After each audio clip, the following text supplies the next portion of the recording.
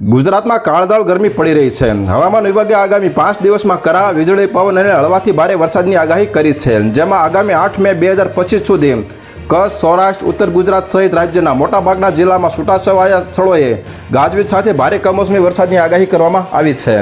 જ્યારે 5-6 મેના રોજ વીજળીના કડાકા ભડાકા સાથે માવઠું અને પવન ફૂંકાશે। આ સાથે રાજ્યના 12 જિલ્લાના છૂટાછવાયા સ્થળોએ કરા પડવાની હવામાન વિભાગે ચેતવણી આપી છે। હવામાન વિભાગની આગાહી મુજબ દક્ષિણ પશ્ચિમ રાજસ્થાન પરનું હવાનું ચક્રવાત હવે દક્ષિણ પૂર્વ રાજસ્થાન અને આસપાસના વિસ્તારોમાં દરિયાની સપાટીથી 0.9 કિમી ઉપર છે।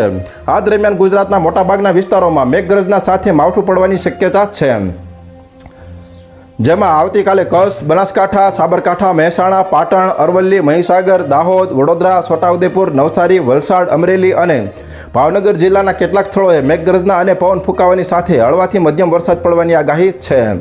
આ દરમિયાન વીજળી, પવન ફૂંકાવાની સાથે કરા પડવાની આગાહી હવામાન વિભાગે કરી છે, જેમાં 5-6 મે 2025ના રોજ કચ્છ, મોરબી, રાજકોટ, જૂનાગઢ, અમરેલી, ભાવનગર, પાટણ, બનાસકાંઠા, મહેસાણા, સાબરકાંઠા, અરવલ્લી, મહીસાગર, દાહોદ જિલ્લાના છૂટાછવાયા સ્થળોએ માવઠા સાથે કરા પડવાની આગાહીને પગલે ઓરેન્જ એલર્ટ જાહેર કર્યું છે।